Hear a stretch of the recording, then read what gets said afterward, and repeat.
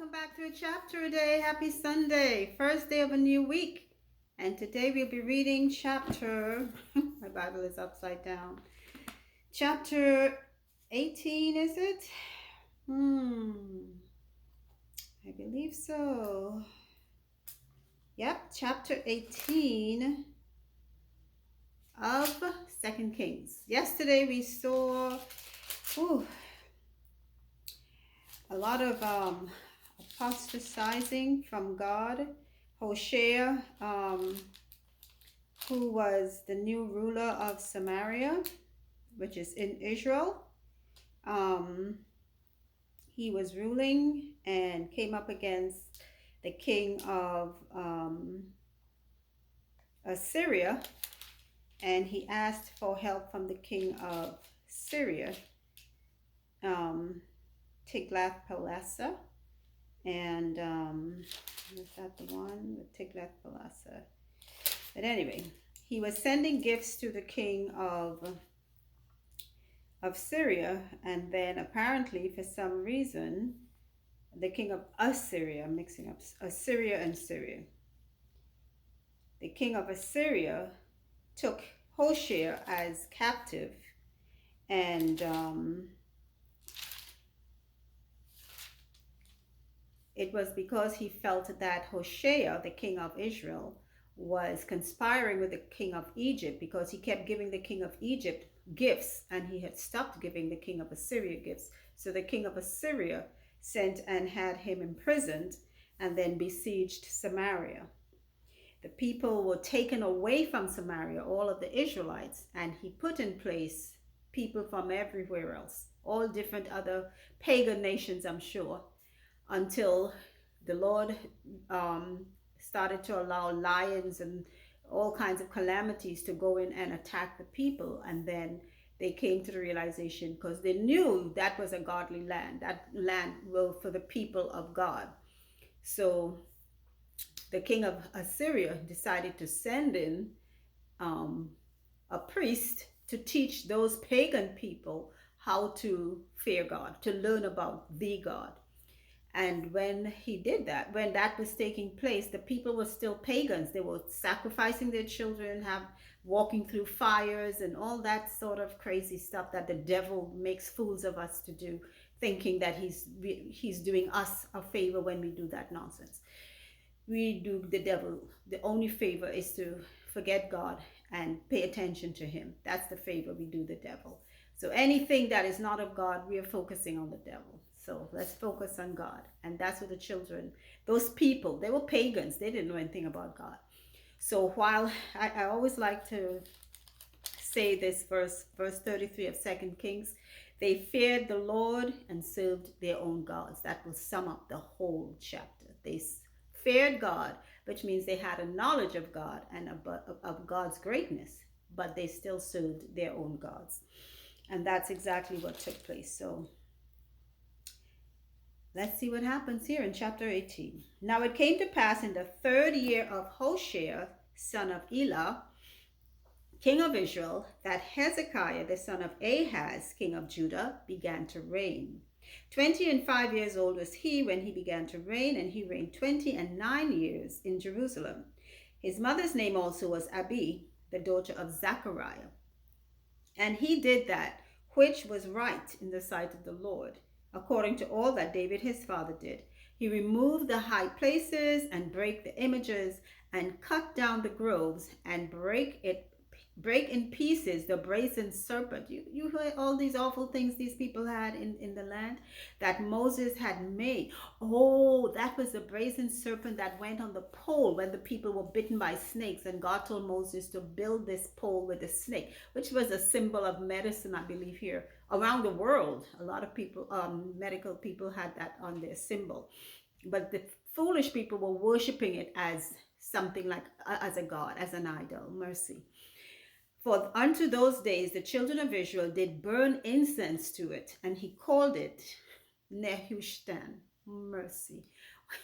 Everything beside the real God is what people are finding to worship. Mercy.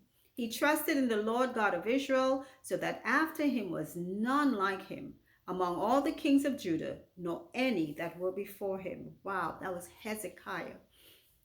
For he clave to the Lord and departed not from following him, verse 6, but kept his commandments which the Lord God commanded Moses.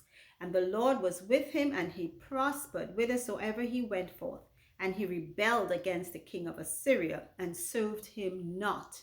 He smote the Philistines even unto Gaza, and the borders thereof, from the tower of the watchmen to the fenced city. And it came to pass in the 4th year of King Hezekiah, which was the 7th year of Hoshea, son of Elah, king of Israel, that Shalmaneser, king of Assyria, came up against Samaria and besieged it. And at the end of 3 years they took it, even in the 6th year of Hezekiah, that is the 9th year of Hoshea, king of Israel, Samaria was taken. So they keep telling you what's going on between both Samaria, which is part of Israel, and Judah. So in both places, what's going on as one king is doing something, what's happening with the other one. So the king, this Hezekiah, he was not going for the idolatrous ways. He got rid of a lot of the groves and all the idols these people were worshiping.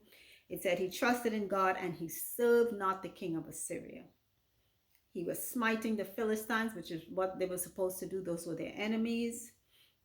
Let's see what happens, verse 11. And the king of Assyria did carry away Israel unto Assyria, and put them in Halah and in Harbor by the river of Gozan, and in the cities of the Medes, because they obeyed not the voice of the Lord their God, but transgressed his covenant, and all that Moses the servant of the Lord commanded, and would not hear them, nor do them.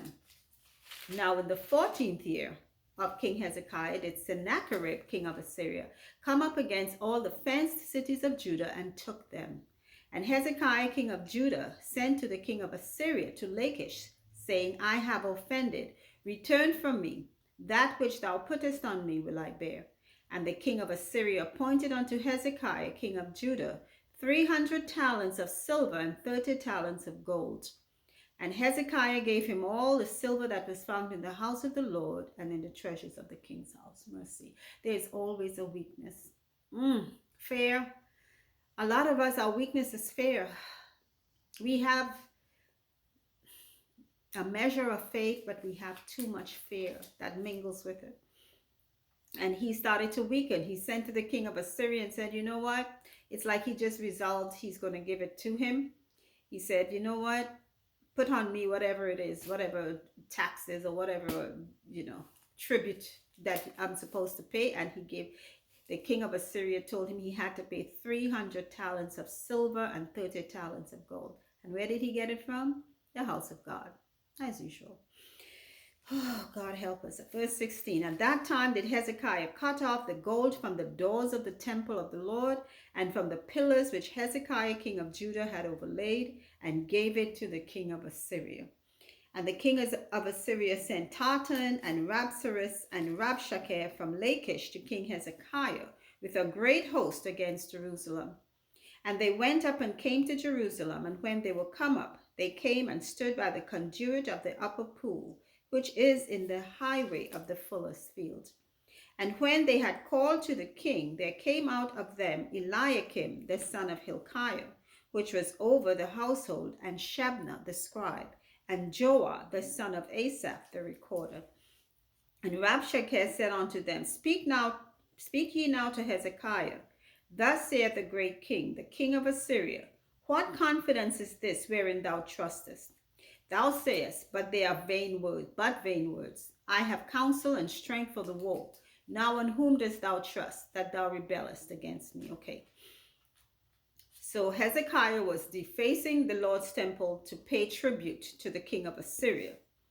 And then the king of Assyria sent out a great host still to Jerusalem. Now he's sending them out to Judah to taunt at Hezekiah and asking, what is he trusting in?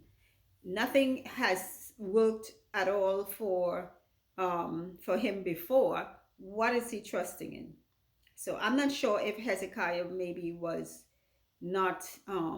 maybe kind of backing away from him, from paying the tribute, or he just sent reinforcement to make sure that Hezekiah did not. So he sends these men, And Hezekiah sent out representatives like the scribe and the recorder. So whatever it is, they can write down what is being said between his representatives and the king's representatives. Verse 21. Now behold, thou trustest upon the staff of this bruised reed, even upon Egypt, on which if a man lean, it will go into his hand and pierce it. So is Pharaoh king of Egypt unto all that trust on him. But if you say unto me, we trust in the Lord our God, is not that he whose high places and whose altars Hezekiah hath taken away, and had said to Judah and Jerusalem, you shall worship before this altar in Jerusalem?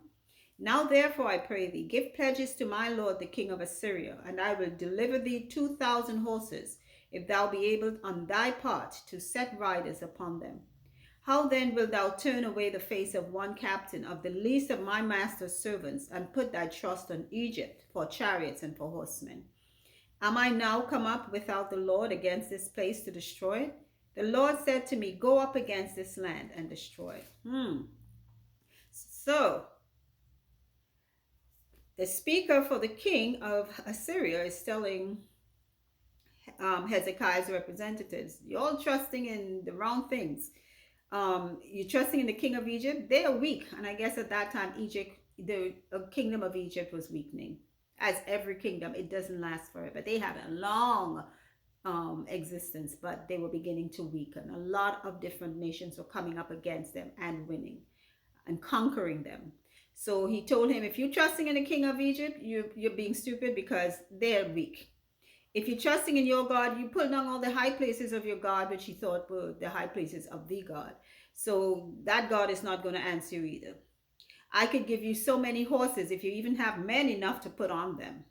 Okay? So the Lord your God told me to come up against you, is what he's telling Hezekiah's representatives. Verse 26. Then said Eliakim the son of Hilkiah and Shebna and Joah unto Rabshakeh, speak, I pray thee, to thy servants in the Syrian language, for we understand it, and talk not with us in the Jews' language in the ears of the people that are on the wall.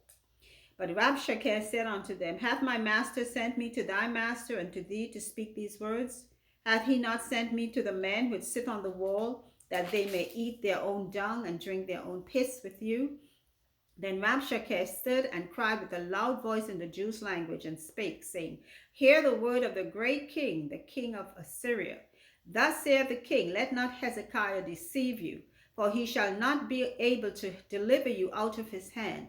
Neither let Hezekiah make you trust in the Lord, saying, the Lord will surely deliver us, and this city shall not be delivered into the hand of the king of Assyria. Oh, so they are just carrying on. I could just imagine confusion, the devil himself in these men, have them blaspheming and talking all kinds of nonsense. So now they were talking in the Jews' language. So Hezekiah's representatives told them, don't speak in that language. We can speak Syrian, so speak Syrian to us. And he said, no, I want the men on the wall to be able to understand what I'm saying. None of you are going to be able to survive, is what. So he's spewing out threats. He wants everybody. You know, some people are like that when they talk. Sometimes even if they're not talking directly, they make sure everybody hears what they're saying so that they can get whatever picture of them they want them to get. Okay. So he's telling them, don't let Hezekiah fool you and trusting in this God, because he's not going to be able to deliver you. Verse 31. Hearken not to Hezekiah, for thus saith the king of Assyria, make an agreement with me by a present, and come out to me, and then eat ye every man of his own vine, and every one of his fig tree, and drink ye every one the waters of his cistern, until I come and take you away to a land like your own land, a land of corn and wine, a land of bread and vineyards, a land of oil and honey, that you may live and not die. And hearken not unto Hezekiah, when he persuadeth you, saying, the Lord will deliver us. Hath any of the gods of the nations delivered at all his land out of the hand of the king of Assyria? Where are the gods of Hamath and of Arpad? Where are the gods of Sepharvaim, Hena, and Iva? Have they delivered Samaria out of mine hand? Who are they among all the gods of the countries that have delivered their country out of mine hand? that the Lord should deliver Jerusalem out of mine hand. So he's taunting them. Kind of remind me of Goliath, when Goliath was taunting the children of Israel back in David's time. This is what this loudmouth Rabshakeh, who's representing the king of Assyria, is doing to the people of Israel. Loudmouth. Your God is not going to be able to help you. Look at all these other nations. Who helped them? Nobody came to help them. No gods of theirs could help them. Do you think your God could help you now? Is that what we ask our God? Is that what we present our enemies, that no God can, there's no God to help us? But verse 36, but the people held their peace and answered him not a word, for the king's commandment was saying, answer him not. In quietness and confidence shall be your strength. There are times to speak and times to be silent. Verse 37, then came Eliakim the son of Hilkiah, which was over the household, and Shebna the scribe, and Joah the son of Asaph the recorder, to Hezekiah with their clothes rent, and told him the words of Rabshakeh. So all of those representatives of Hezekiah went back to the king.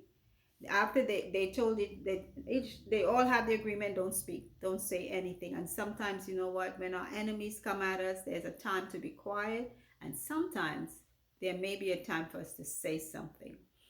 But in their case, they decided to be silent and let him, because when the devil is raving and ranting, honestly, for you to answer, all you do is throw coals in the fire. You keep loading the fire. Sometimes you need to be still in your spirit and be talking to God, because what he's trying to do is throw your mind off on what he's saying, and you're not having time to communicate with God to step in on your behalf. So you have to be wiser than Satan.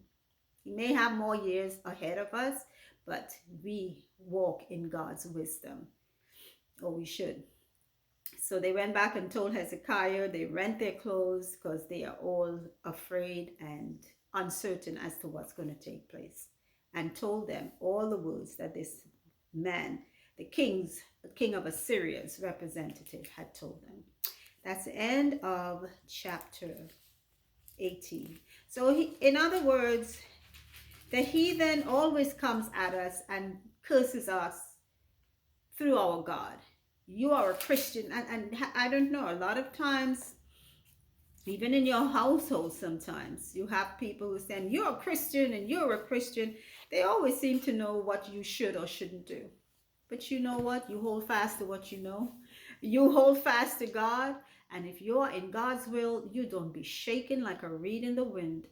And don't listen to the words while they're ranting and raving. Be talking to God in your heart. Because the more you listen, sometimes the more that devil gets to you, and that evil spirit gets to you, to the point where you start speaking like them.